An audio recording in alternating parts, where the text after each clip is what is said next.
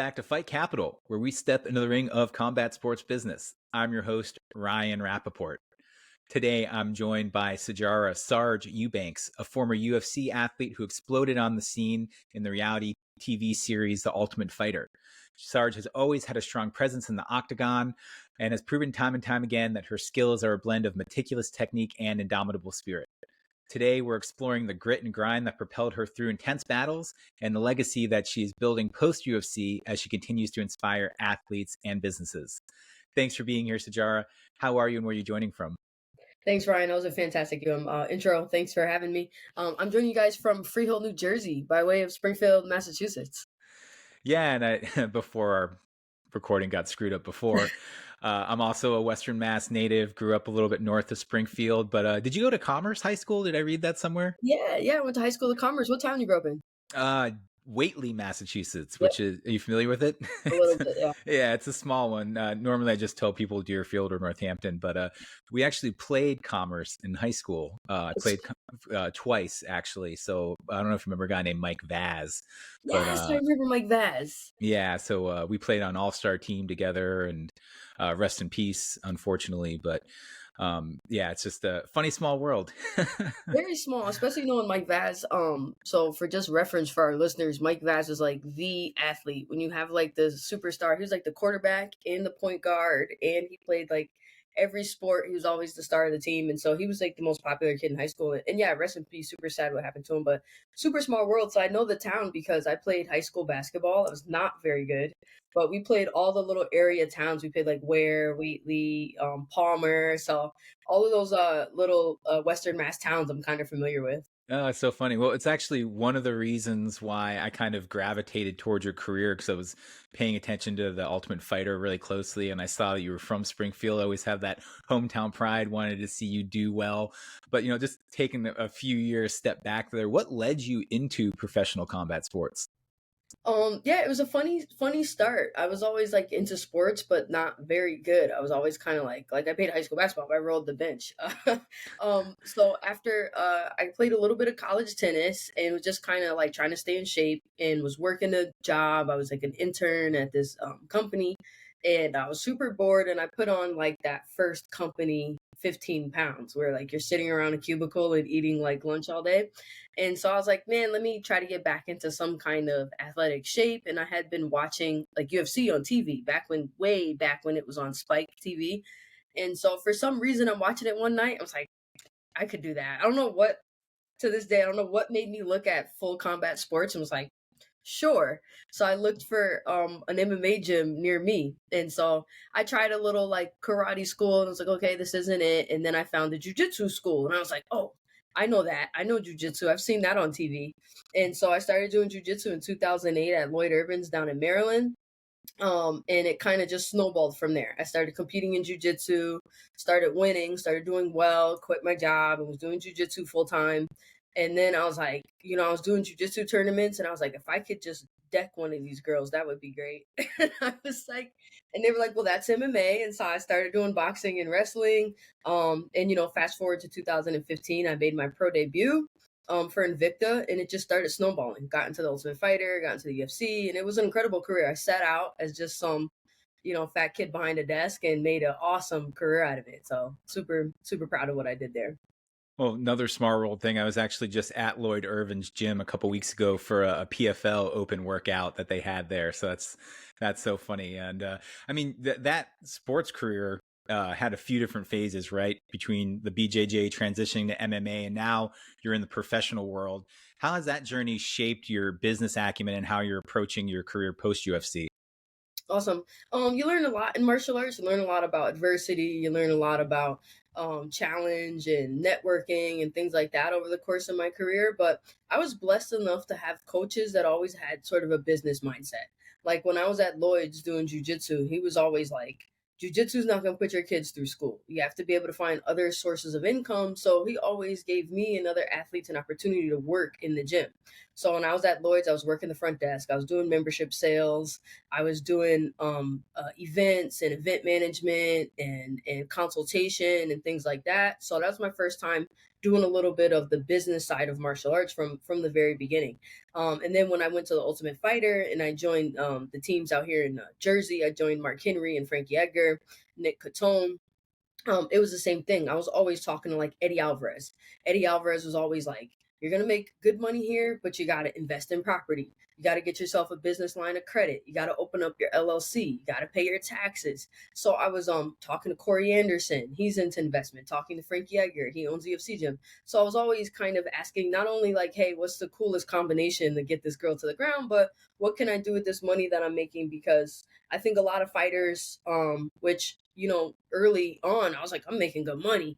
And I think I was just lucky and blessed enough to be around other fighters who were a little bit smarter. Eddie Alvarez was one of the first people that was like, that money is going to come and it's going to go. Make sure, and this job is not a job that's guaranteed. 1 year you'll be making, $600,000, and next year you won't be able to sign a fight to save your life. So I was lucky enough to always have that other level of knowledge and intelligence around me. And I was able to sort of learn throughout the course of my career things that a lot of other fighters don't know, like opening LLCs and writing off your taxes and setting up your own payroll and things like that.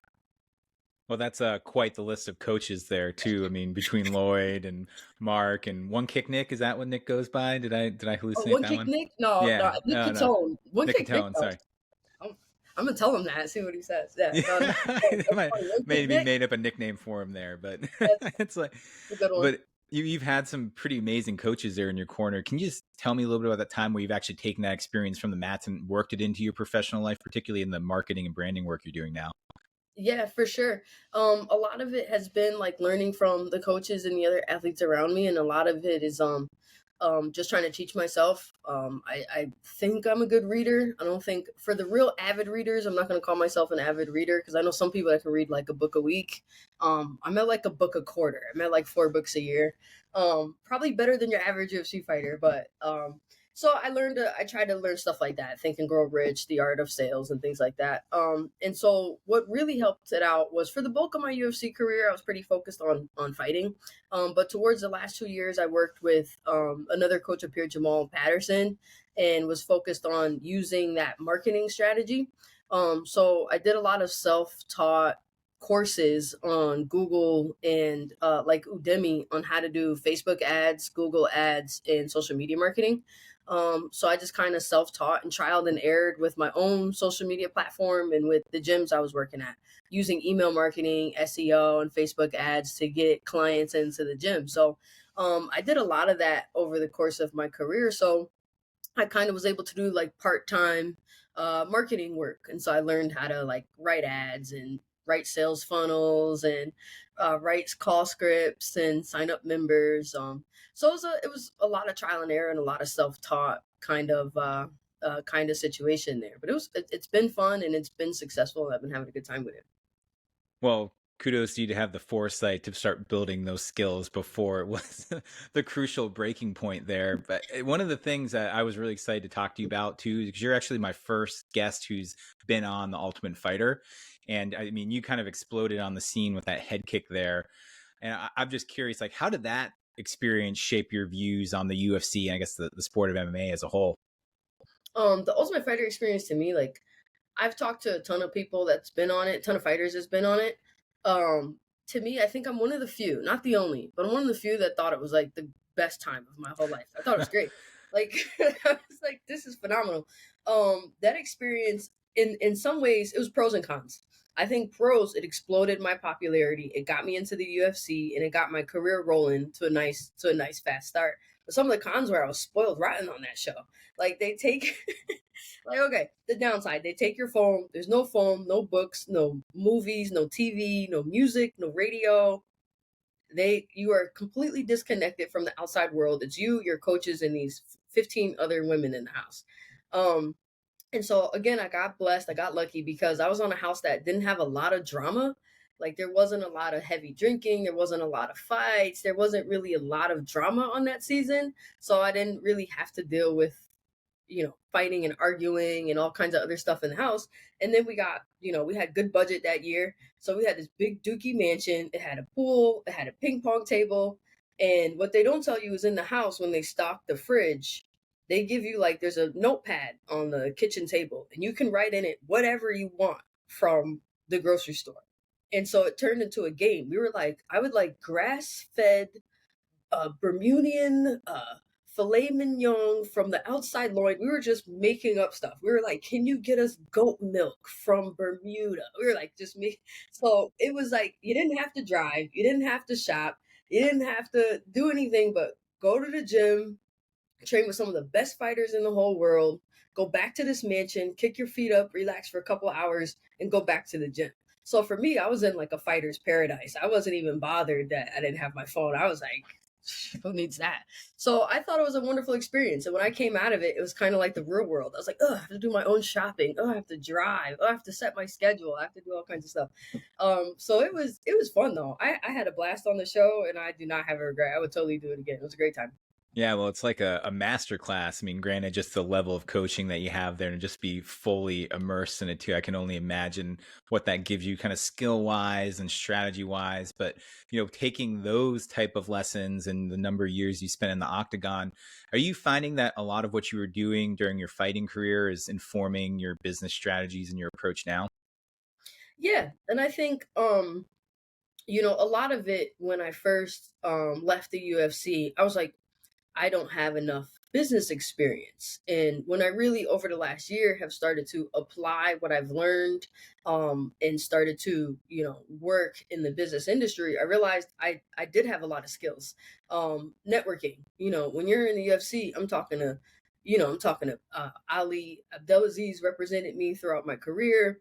You're contract negotiating with Ali and Mick and Dana, and then you have to get onto a media and you have to use your communication skills and your follow-up skills because I'm on podcasts and interviews and show right after Ultimate Fighter I was going out to Fox Sports and so I realized networking, communication, and service was a big thing that I was utilizing and using over the couple years and kind of didn't consciously realize how much that affects your business. And so just being able to develop strong, personable, open, and kind business relationships over the course of the last couple of years has really helped me transition post UFC. So things like project management, like I don't have a degree, but I certainly ran camps for me and other fighters. I had to organize travel. I had to arrange payments. I had to set up payroll. I had to set out schedules and emails. And so those are things that on the surface, you don't see as work experience. But when you really look back, I'm like, this is real solid business experience. And so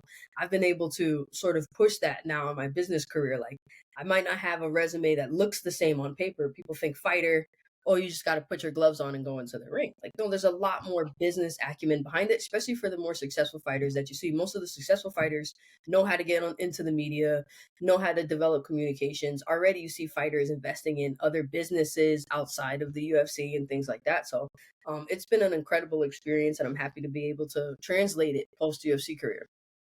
Well, I mean, it sounds like there's a lot of camaraderie and hard work that you've done building those networks, just given who you've been working with and how you've been there. Do you have any like memorable stories about how that kind of camaraderie or maybe like a rivalry in combat sports impacted your business decisions or your opportunities? For sure. I think the camaraderie helps a bunch. Look, Ali Abdelaziz, I was signed with Ali for the entirety of my UFC career. I mean, there's not a guy in the world that he doesn't know. So I mean, Yeah, he's a there's, legend. you want to make sure. It's even little stuff like I'm hanging out. Like sometimes I'm talking, I'm like, I know Frank. I got Frankie Edgar. I can call Frankie Edgar up right now. Caitlin Chukagian. So anytime that you're able to develop a good relationship, and another one like I like to mention, that I don't know any fighters who don't, but on the back end of the UFC, like I call them blue shirts. But if you ever been behind the scenes of a UFC event, they have all of these staff running around in these blue polos with the UFC shirt, and they're the staff. They're the ones who are running you back and forth to your interviews. They're the ones that if you need your like if you're at the hotel and you can't find your posters, or those are the people that are your kind of foot on the ground once you're at the events. Those are the people I always tried to make sure that I was really good to too. And not just for my own benefit, but because, my mom raised me to be nice to people.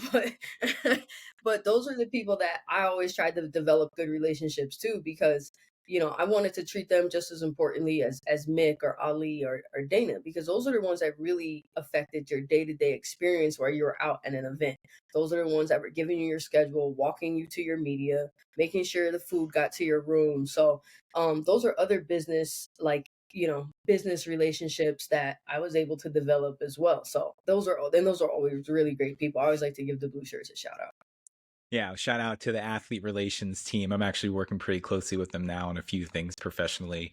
They've been great and hard worker for as much stuff as they have going on, and it's crazy. People don't see that part of it, so I'm glad you talk about that. The whole point of this is I'm trying to pull back that layer, that curtain that as a casual fan you may not understand how much goes into it. Never mind when a fight happens, but everything else outside of that, I mean, it's insane and how much those people have to travel. So that's always nice to hear when the athletes are giving them their props and supporting them, because there's a lot going on there. But you've built this pretty amazing network from your time there within combat sports. And how have you been leveraging that post career? I've just been leveraging it. One, I hate to say it, but name dropping like crazy. That's sort of part of it. I'm working on a couple of different projects right now. So, and it's fun too. Some of these projects I'm working on, I've had to apply just like any other person. I've had to enter my resume and do an interview. And so the best part to apply it is when, I've been on a couple of job interviews with some big companies. I'll kind of, hold it a little close right now. But, I've been in there like, oh, your resume jumped out to me, like UFC fighter. I'm like, yeah. I like, and so when you have your personal references page, I can literally just be like, pick one. I'm like, so that's always that's been really helpful here. So I'm close to negotiating to finishing a contract with a gym management and partnership right now. So that helps a ton too. I think with my experience and my personal references, and also being able to reach out when I was first leaving the UFC and looking for the next phases of my career, being able to reach out to that network and be like, hey, what'd you guys do after you were done? Any recommendations? Any tips for how to save, or should I, like, I didn't finish school. I asked a couple, should I go back and get my degree, or should I just finish this project certification course? So I've been able to talk to a bunch of people in my network to help with those kinds of things. So that's been incredible as well. Just being able to tap into such a vast resource of knowledge. And so I've got a ton of people like, you need a reference, give them my number. So that's, the references alone have been fantastic. That's amazing. And I will say too, just give you your flowers, your LinkedIn profile is on point.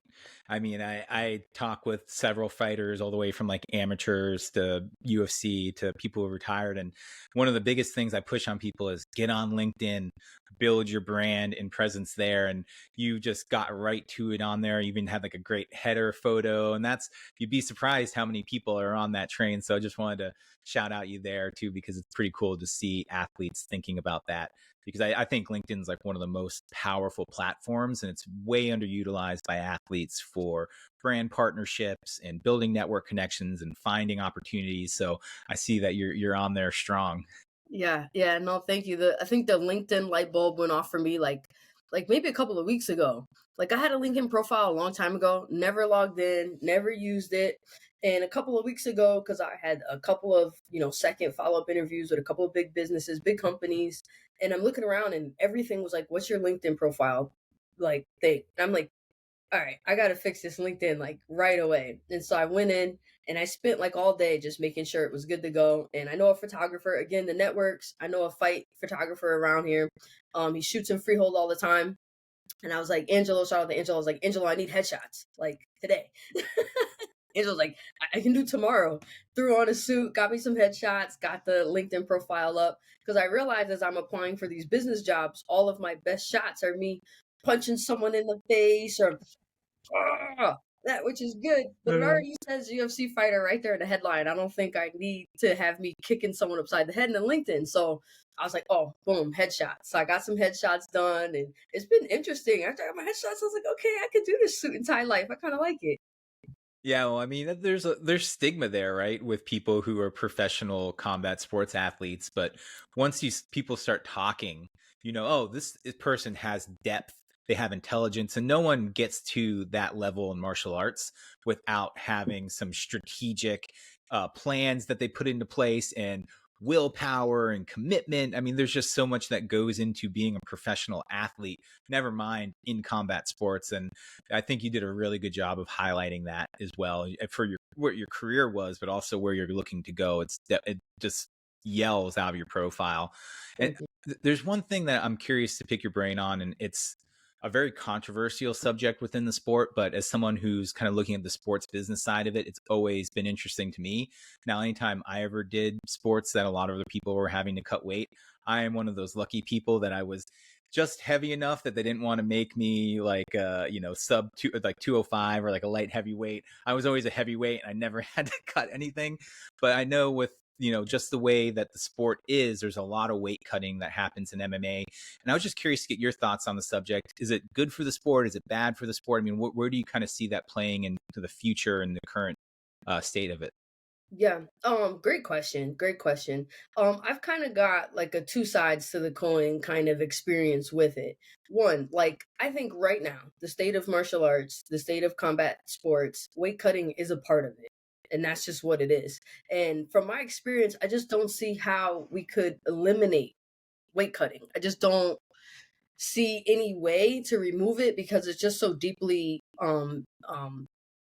embedded in how people prepare for fights, and it's so much a part of the fighting career that it has to be mastered.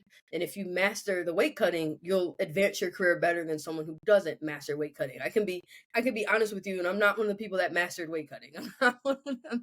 I did good. I did good, and I cut a lot of weight and was very successful considering I was one of the largest athletes in the UFC women's flyweight division. I was just one of the biggest girls in the division.